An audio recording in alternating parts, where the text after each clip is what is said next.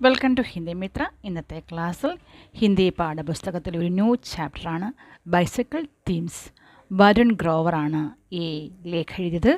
ഇതൊരു filmi ലേഖാണ്. Bicycle themes ഒരു ഫിലിമാണ്. ഈ ഫിലിമിൻ്റെ സ്റ്റോറി വരുൺ ഗ്രോവർ ഈ ലേഖനത്തിൽ പറയുന്നുണ്ട്. അതോടൊപ്പം ഇതിലെ ക്യാരക്ടറിനെ കുറിച്ചും പറയുന്നുണ്ട്. ചാപ്റ്റർ പരിചയപ്പെടാം. सी तीसरी कहानी है दूसरे विश्व युद्ध के बाद का इटली है।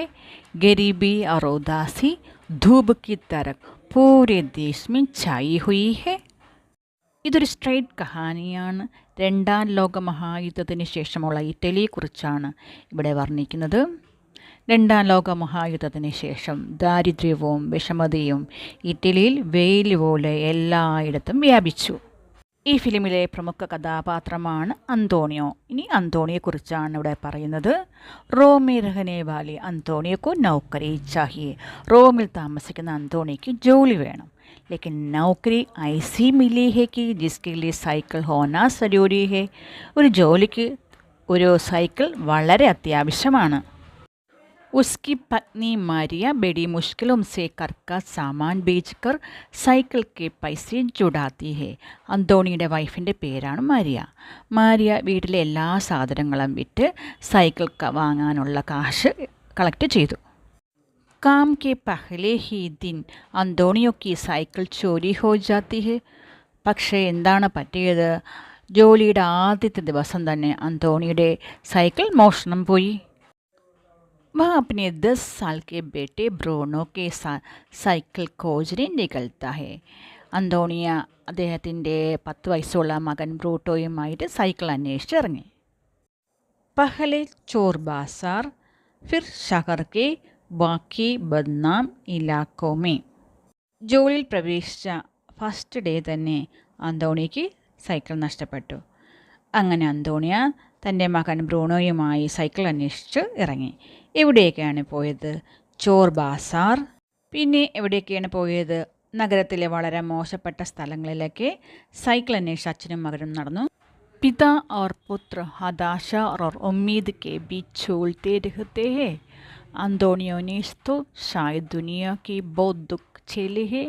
ब्रूनो के लिए बिखरती मानवता का एक पहला अनुभव है.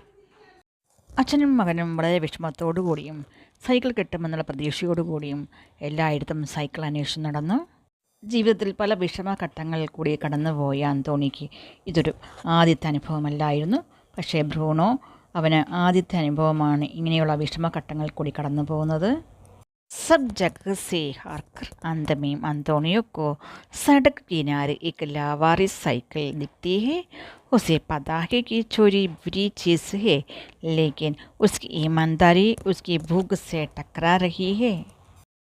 എല്ലായിടത്തും സൈക്കിൾ അന്വേഷിച്ച് പരാജിതയായ അന്തോണിയ നടന്നു പോകുമ്പോൾ വഴിവക്കിൽ ആരോരുമില്ലാതെ ഒരു സൈക്കിൾ അവിടെ കണ്ടു. മോഷണം നല്ല കാര്യമല്ല എന്ന് അന്തോണിക്ക് അറിയാമായിരുന്നു. പക്ഷേ അവൻ്റെ വിശപ്പിന് മുന്നിൽ അവൻ്റെ സത്യസന്ധത ഒന്നുമല്ലായിരുന്നു. അന്തോണിയോ ഉസ് സൈക്കിൾ കോ ചുരാനെ കി കോശിഷ് കർത്താ ഹെ. അന്തോണിയ ആ സൈക്കിൾ മോഷ്ടിക്കാൻ വേണ്ടി ശ്രമിച്ചു. ലേക്കിൻ പകടാ ജാത്താ ഹെ. പക്ഷേ പിടിക്കപ്പെട്ടു. സൈക്കിൾ കാ മാലിക് അന്തോണിയക്ക് ഹാലത് ദേക്കർ ഉസെ ജാനെ ദേത്താ ഹെ. അന്തോണിയുടെ അവസ്ഥ കണ്ടിട്ട് സൈക്കിളിൻ്റെ ഓണർ അന്തോണിയെ വെറുതെ വിട്ടു. अंतिम दृश्य में अंतोनियो और ब्रूनो भीड़ के साथ चल रहे हैं टूटे हुए शर्मिंदा. ഫിലിമിൻ്റെ അവസാന ദൃശ്യം വളരെ വിഷമിച്ചും ലജ്ജിതയായ അന്തോണിയയും ബ്രൂണയും ആൾക്കൂട്ടത്തിൽ കൂടി നടന്നു പോകുന്നതാണ്. സൈക്കിൾ नहीं है लेकिन दुनिया में अभी भी करना है उम्मीद है. एक और मुश्किल दिन है जिसका सामना करने निकली एक भीड़ है. സൈക്കിൾ കിട്ടിയില്ല എങ്കിലും ലോകത്ത് ഇപ്പോഴും കരുണയും വിശ്വാസവുമുണ്ട്. ജീവിതത്തിലെ എല്ലാ സാഹചര്യങ്ങളും തരണം ചെയ്ത് മുന്നോട്ട് നീങ്ങുന്ന ആൾക്കൂട്ടത്തെയും ഈ ഫിലിമിൽ കൂടി നമുക്ക് കാണാൻ സാധിക്കും. एक सरल सी कहानी हमें कहाँ कहाँ ले जाती है. ഇവിടെ ലേഖകർ ഈ ഫിലിമിനെക്കുറിച്ച് പറയുകയാണ്. കഥ വളരെ ലളിതമാണ്. ഫിലിമിൻ്റെ കഥ, ആ കഥയെ നമ്മൾ എവിടേക്കാണ് എത്തിച്ചത്? सही और गलत की परिभाषा, इतिहास का एक पाठ, युद्ध का असली चेहरा जो बारूद का धुआं छांटने के बाद दिखता है और एक परिवार का महत्व. ബൈസിക്കിൾ തീവ്സ് എന്ന ഫിലിമിലൂടെ ദർശകർക്ക് എന്തൊക്കെ കാര്യങ്ങളാണ് മനസ്സിലായത്? ശരിയും തെറ്റും ഏതാണെന്നും. ഇതിഹാസ് കാ പാഠ്, ഒരു ചരിത്ര സംഭവമാണ് രണ്ടാം ലോക മഹായുദ്ധം. അതിനെക്കുറിച്ചും രണ്ടാം ലോക മഹായുദ്ധം കഴിഞ്ഞതിന് ശേഷം ഇറ്റലിയിലെ ജനങ്ങൾ അനുഭവിക്കുന്ന വിഷമങ്ങളും ദുഃഖങ്ങളും ഒരു കുടുംബത്തിൻ്റെ മഹത്വം, ഇതൊക്കെ ഈ ബൈസിക്കിൾ തീവ്സിൽ കൂടി മനസ്സിലാക്കാൻ സാധിച്ചു. फिल्म में जितनी हंसाने या मन बहलाने के लिए होती है उतनी ही दिल तोड़ने और रुलाने के लिए भी.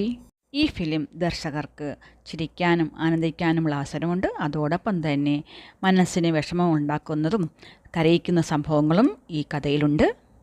फिल्में कहानी के जरिए वह कहते हैं जो हमें एहसास दिलाता है कि हम कितने कमज़ोर है, ताकतवर है, संवेदनशील है, फूहड़ है और बदतमीज़ है.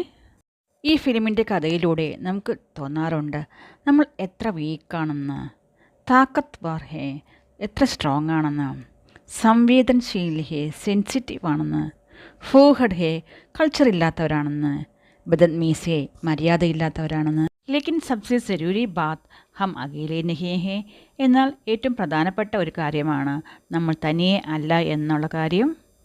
दुनिया भर में दूध के देशों में, ऐसे देशों में जहाँ लोग भाषा भी हमारी नहीं बोलते, ऐसे लोग के जो हमारी जैसी खुशियों से खुश हो रहे हैं, हमारे जैसे दुखों से टूट रहे हैं.